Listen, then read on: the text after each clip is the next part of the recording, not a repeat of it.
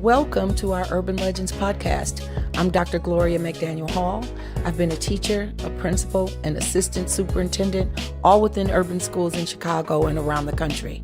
Our Urban Legends podcast is a forum for sharing ideas, strategizing together, and supporting each other as we dismantle the deficit narratives sometimes associated with urban education and discuss where and how amazing work is being done. So welcome everybody to another edition of Urban Legends, where we celebrate the people who do amazing things and change the narrative about what's happening in our schools. So tonight, this might be it, y'all. Like I am Dr. Cheryl Watkins of Chicago Public Schools. And the thing is, who was with Chicago Public Schools? Anyone who has worked in CPS, especially if you've gone and become an administrator, has either worked with, for, around, under, or Dr. Watkins, because you can't be in any space. Even all my classes, people are always saying she's my mentor, and I'm like, how many mentees does she have? But anyway, we're gonna find out. We're gonna find out tonight. She's had such an illustrious career, and her impact stretches far and wide. It's with students, it's with teachers, it's with people who are in administration. And there's a couple of things that I heard about her and the things that people said, and I didn't even tell her I was going to say this. So the funniest one is she's always keeping it real. And I heard that she uses this phrase, we're just going to call the baby ugly.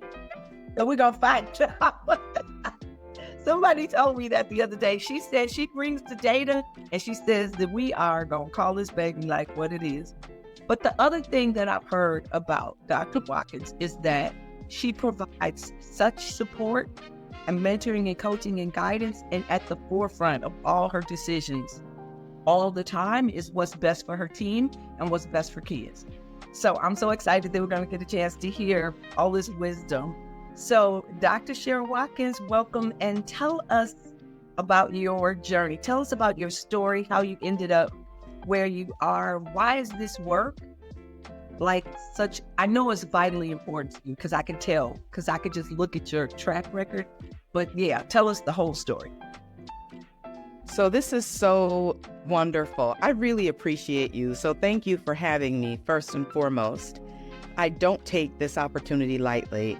A lot of people do ask, and I do talk to a lot of people, but when someone takes the time to talk to other folk about you, Gloria, because that's what you're saying. You done did some little backstory work. When that happens, it humbles me, because believe it, I can't believe that, that I would be interesting to anyone, or that I would be an urban legend. I know some of the people that you've had a podcast, and I'm like, now that's a legend. Now that's a legend. So I just wanted to say that first and foremost. Thank you so much for having me. And I really do appreciate it and don't take it lightly. My mother said I came out of the womb bossing people around and teaching people and trying to tell them what to do. So I think it started a long time ago. I know that when I was in school, I loved everything there was about school. I loved books. I loved touching books. I loved turning the pages. I would watch my mother read magazines, and she would dog ear the magazine. So she'd bend that page just so that she didn't know where to pick up the next day. And I remember thinking, I'm never books like that. I'm never going to do that. And so I've always loved everything there is to love about reading, about writing, about those basics, right? I've just loved it. And people that I started teaching informally when I was a little girl, my teachers would save all the extra papers they had that we were supposed to complete. They'd save them in a corner for me. There were extras, and they'd give them to me, and then I'd take them home. And on rainy days, the kids from the neighborhood would allow me to be the teacher, and they the students, and we'd play school on my back porch. It started early. I've always loved it. I was always a teacher. I wasn't a school leader. I was always a teacher. It started early, and I watched how they cared for us. So yeah, this thing started early. That's amazing. So tell us, how long were you a teacher? How long were you a principal? What else did you do in Chicago Public Schools? And while you're telling us that, like, what's that one moment or two from your career of which you are extremely proud? And is there anything you would have done differently? Yeah, so I was a teacher. I started with Chicago Public Schools in 1987.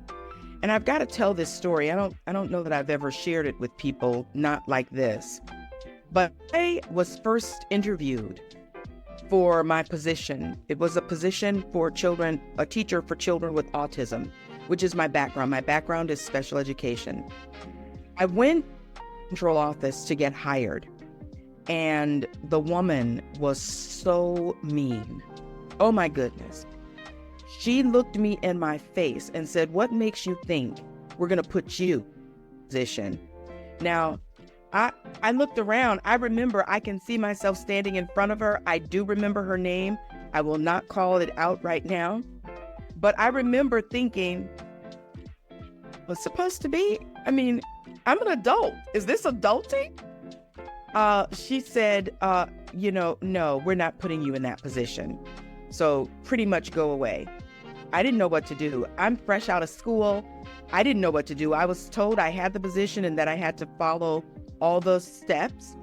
So I called the woman who really told me, I'm going to at this school. She's placing me at Agassiz Elementary, which is now Harriet Tubman. I called her and she said, "Cheryl," and she was a smoker, so she had a real gruff voice, and I could just puffing on a cigarette. "Cheryl, go to lunch. Come back in about an hour, Cheryl. We'll take care of this." So I'm on 39th Street. This is the old Chicago Public Schools. I'm on 39th Street. There's not many places to go. I didn't have a car, so I just sat around in the lobby. Or past, I went back up. That same woman said, "So you're the one for the position. Thank you. Oh, I'm so glad you're here."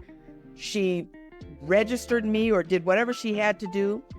I said, "Is there anything else I need?" And she said, "Oh, no, dear. You're fine. You're taken care of." And I said, "Okay, well, thank you." And she said, "Oh, and Miss Watkins?" I said, "Yes." "I admire your persistence." And I walked out of Chicago Public Schools, out of the central office with my position fully staffed, and Frida Brown, call her name, is the one who said, "This is going to be your position." And told me to take that hour and, everything will be taken care of. And I started teaching children with autism in 1987. And I stayed at Agassiz for 8 years. In 1995, I went to Arthur Ashe. So I left the north side of Chicago, working with a really diverse group of children and faculty and staff members, and went far south, 8,500 south on Ingleside, to a school where I was a teacher for students who had learning disabilities, and at the time it was emotional behavioral disorders or cognitive disability. So I had a multi-categorical classroom, categorical classroom for kids who had IEPs. So I taught for, I don't know, Gloria, you might have to do that math, from 1987 to 1998. Wow. And then left the central office and did that work, and then left central office after, several years, and became an assistant principal. And while I was an assistant principal, and this gets to the question about one of the things I'm most proud of, while I was an assistant principal, the Mayor Daley then came out with Renaissance 2010. And you mentioned Renaissance 2010. They tense up, they, almost want to spit, but I celebrated because I had an opportunity to write a proposal alongside 2 teachers, parents, one of them really strong in the community, wrote a proposal to start my own school. So that's probably my shining glory. It was one of the most beneficial things I think I've in my career, definitely. And I would also wager in my life. Wow. It was impactful for me because every conversation I had anyone about education, I poured it into that proposal. What my teachers did for me, teachers like Annie Ruth Lawrence, who just recently passed away, she was my fifth, and Mrs. Minnie McKenzie, Mr. Jake Carter, things that they taught us, I added to that proposal. And for the next several years, I was able to fulfill every tenet in that proposal for the best students in the city of Chicago. That's It so exciting. It was absolutely wonderful for me. Wow. Is the school still in existence? So no, Pershing West Middle School was closed in 2013 with the school closings. Oh. So Mayor Daley granted me the position, school, and actually the board president was Michael Scott, whom I loved so, so dearly. And the school was closed under the 50 school closings by Rahm Emanuel, which, listen, my school was phenomenal. You can poll the people. Anyone who knows about Pershing West will tell you that school, we weren't closed because we were underperforming. It's not why we closed. When I created the school with Renaissance 2010, I split one school, and when they put them back together. Back together. Okay. Yeah. Yes. Okay. Yes. Wow. Yeah. That's amazing. That is amazing. Okay, so why the whole purpose behind Urban Legends is to share stories like you just did, but also there's so much negativity in the narrative about what happens in schools, especially on the south and west sides of Chicago. And so I've been in those schools. I know you've been in those schools, and I just see amazing teachers, amazing kids, things that are just like, this is outstanding, but nobody tells those stories. So that's why I started the podcast. Why do you think it's so important that we change our narrative? Yeah, so my mother was a staunch supporter of education. Listen, she's much education as you can, because they can never take that away. So for a long time, I didn't know who they was and why would they take away from us, right? And so my mother was teaching us at an early age that get as much education as you possibly can, because when everything else fails, you'll have your education. You can fund whatever you have because you have an education. And so my sisters and I all went to college and, have been successful. So ask me why it's important. It's because education is the springboard for everything else. No one accomplishes anything without an education. No one. If you are a basketball player, I don't care if you are a fireman, if you are in a first responder as a policeman, or whatever you are, you get nowhere without first having an education. Now, do I think that education has changed over the years? Absolutely. With the advent of teaching, I think, wow, like we've done some phenomenal things with technology. These technological advances, we've done an awful lot with them. But without education, and you get nowhere without acknowledging that there's been an evolution in education. And so we teach differently now. We learn differently. There's a place for that beauty, for that creativity, for that uniqueness within the field of education. And I think sometimes it's difficult for folk who are mired in old school techniques. I think it's a little difficult for them to move to the new school way of doing things. And so I think that's almost why education bad rap now. But it'll never get a bad rap with me, because I know it. nothing. You can do nothing without an education. You can do nothing. It is really truly the best job ever, which leads to my next question.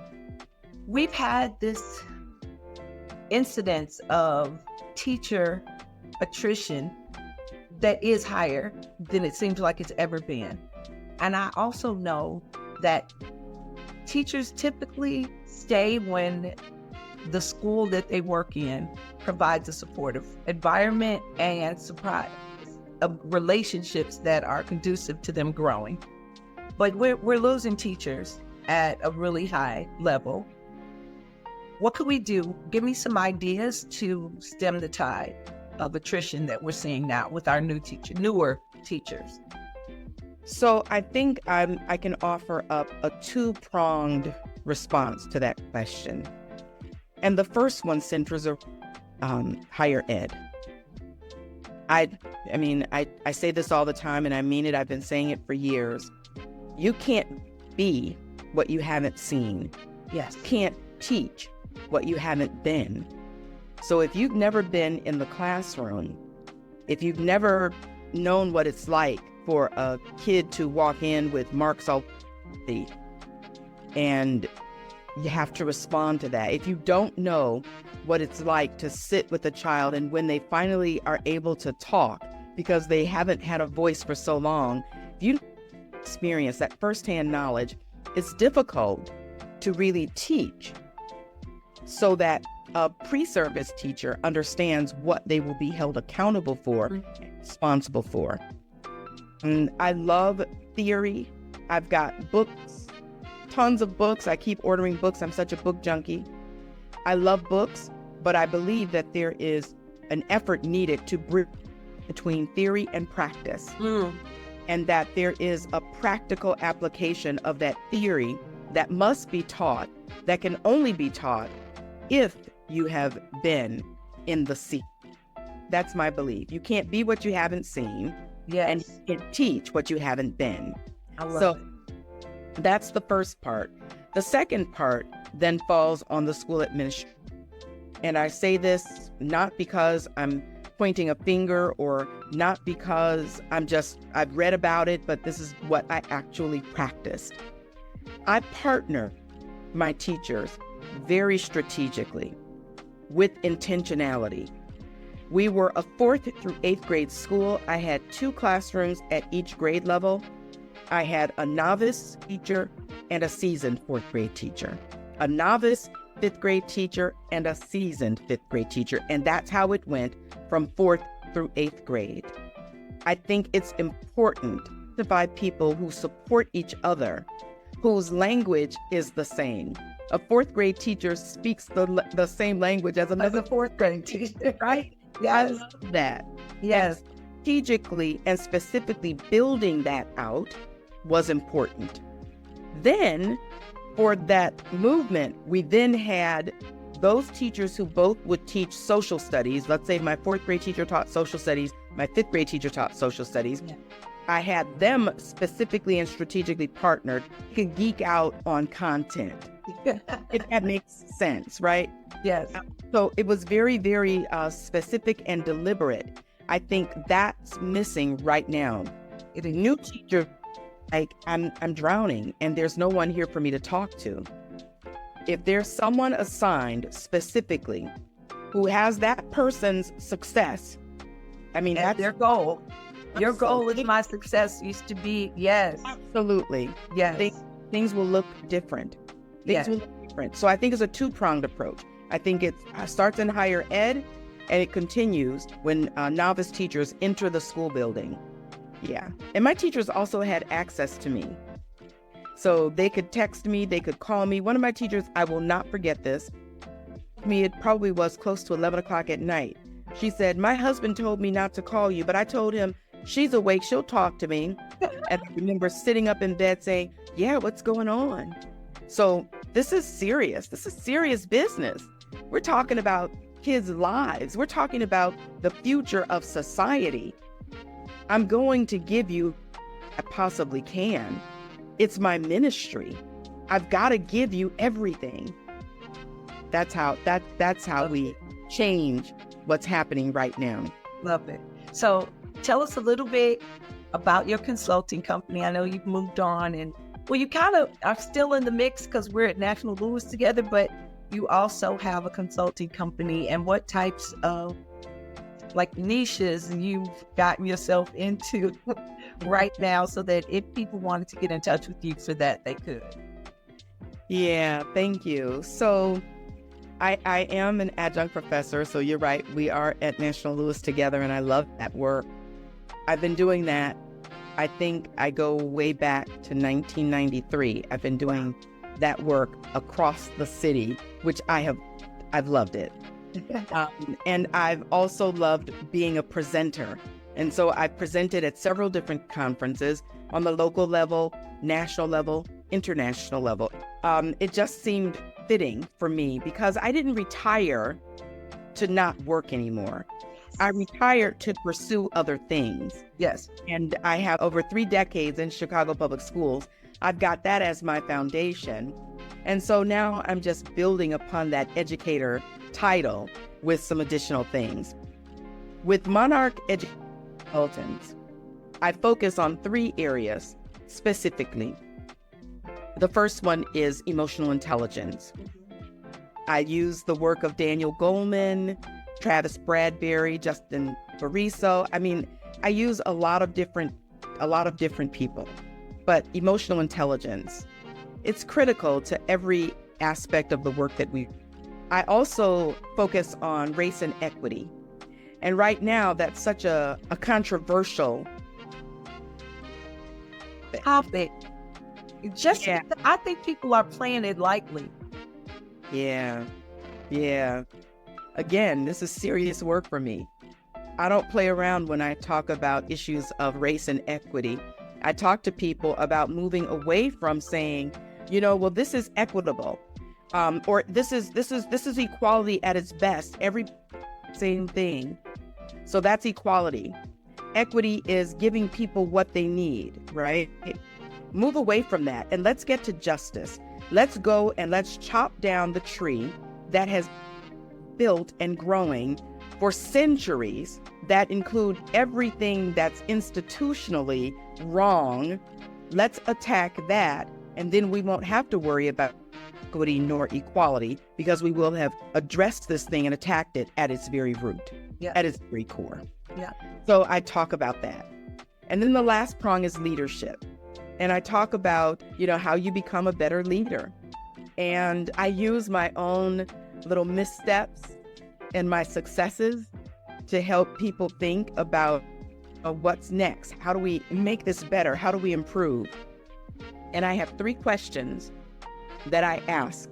And every principal in Network 13 from Chicago Public Schools, and I started off with 35, including high schools.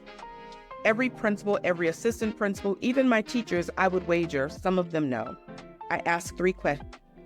So is whatever you're doing right now, if you're trying to improve academic outcomes for students, is whatever you're doing right now to address that, is it your best? Now, if we had more time, Gloria, I would go into how I developed these 3 questions, and they're interesting to me, But is it your best? And I tell people it's not your best, because if it were your best, you wouldn't need to do anything else. And so if you're trying to lose weight, is what you're doing your best? I've cut down on the carbs. I'm not having sugar. Okay. Was there anything else you can do? Well, sure. Exactly. Do it. Second question gets us to that. And it asks, can you do better? And so the answer to that question must always be yes, because we can always do better, always improve. Again, if we're trying to lose weight, if you've cut down on your carbs, if you're not, ingesting sodas, well, how about let's exercise now? And then the third question is, well, then what are you prepared to do? So if it's not your best and you can do better, what are you prepared to do? You're going to make the improvement, make the changes that you need to make so that you can make the impact that you want to see. So those 3 questions are for reflection, for improvement, and eventually, give me 1 more year, that book will be released. So I love it. Okay, so we're going to end up with some rapid fire questions for the people. These are the get to know you, Dr. Watkins questions. So Number 1, what's one idea you have to begin to address or to make some differences with this opportunity gap that we're facing? Even though you've talked about that, like if you could pick one thing, what's one thing we could do? Yeah, first we have to recognize and acknowledge that there is an opportunity gap. There is one. Yep. So the research by TNTP just a couple of years ago, it was released, not a couple of years, maybe 4 or 5 years ago, it was released. They identified that across all the classrooms that they visited, they looked at 5 different school systems. One was charter, 1 rural, 3 urban. Okay.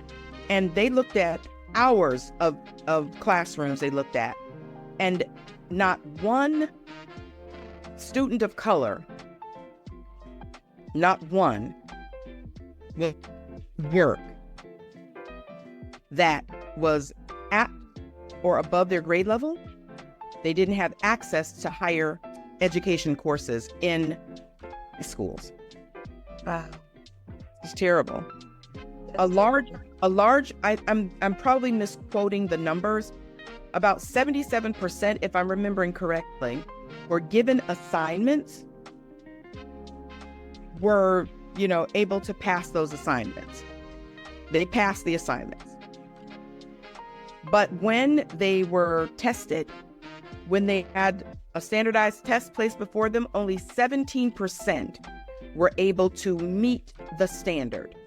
So 77% passed with an A, a B, a passed, but 17% were able to meet the standard. So we're not giving students standards-based work.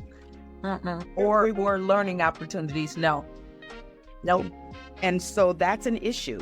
So we first got to recognize and acknowledge that there's a problem here. And we don't do that often enough. Love it. Okay, second question.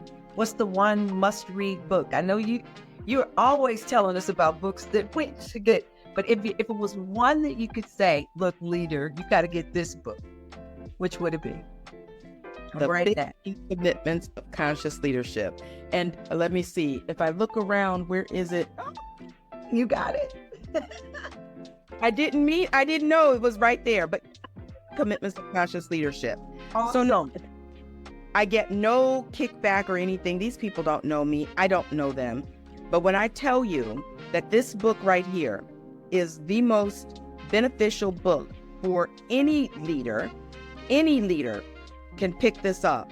If you're aspiring to be a leader, school leader, business leader, church leader, whatever, this is, I'll tell you really quickly, the first commitment is to have radical responsibility.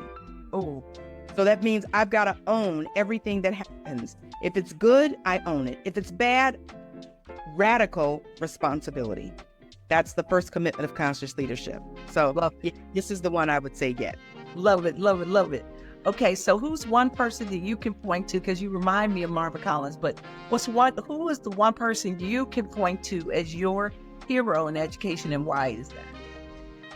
Yeah, it's probably no one that anyone knows, but Jake Carter. Jake Carter was my 7th grade teacher. Nice. Here's why he was my hero.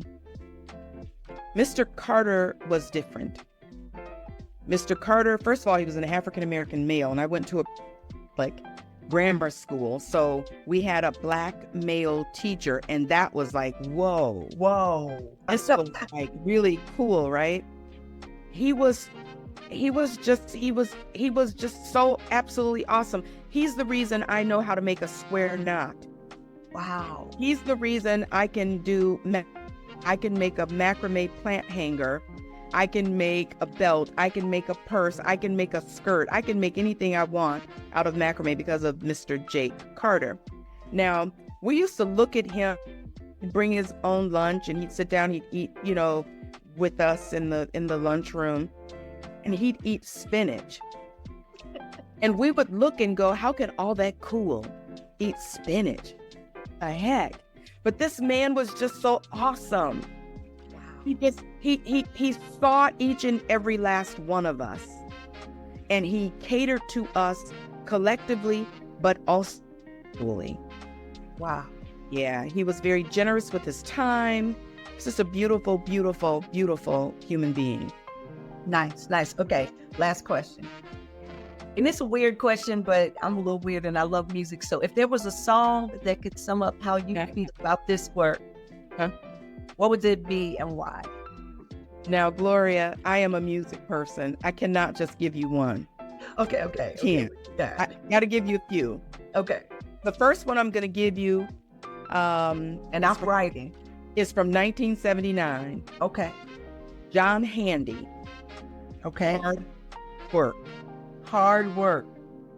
Listen, those are the only two words you're going to hear throughout the entire song. Wow. Hard work. It's jazz. You're going to hear some beautiful music, and the repeat is hard work. I remember that song. I know you do. So that's the first one. This work is hard. Yeah. It is not easy. It's not for the faint at heart. Right. The second one would be Harold Melvin and the Blue Notes featuring Teddy Pendergrass, Wake Up Everybody. Time to teach a new way. Maybe then they'll listen to what you have to say. Wow. The world has changed so very much from what it used to be. There's so much hatred, poverty, right? Such a prophetic song, such a timeless song. Timeless. But it tells us to wake up. We got to wake up. We much too long. Wake up. And so that one, I don't know, when was that one done? Probably late 70s, early 80s, maybe. Yeah, Wake Up Everybody. Yeah. And then the last one. Alicia Keys, during the pandemic, released a beautiful, beautiful album. There are a couple of songs that she released that specifically speak to the work that educators do. One of them is Underdog. This goes out to the underdog. Starts off singing that. It's great. So she talks about first responders. She talks about it's a beautiful song. But this last one, good job. Is it by Alicia Keys? Yes. She says 6 a.m. Before I walk through the door, everyone needs you. The world's not as sound when you're not around. Her repeat is, you matter, you matter, you matter. You're doing a good job, a good job. I think it says in there, the world needs you now. World needs you now. Yes. Good job. Listen, it's encouragement. It is those words, that job is music to someone who could be going through a depression, who could be suicidal. It's such a beautiful tribute to you. Fusions matter. You matter. You matter. Yeah, you're doing a good job. I love it. Yes. I love it so much. Dr. Watkins, thank you. This is like the dream interview. Thank you so much for being my urban legend on my website for the month of June and July, for taking the time out from your busy schedule to speak with us and share those nuggets of wisdom. I know it's going to be helpful for so many people. Just thank you so much for taking the time to be with me this evening. Goodness, it's my honor and absolute privilege. Thank you for having me.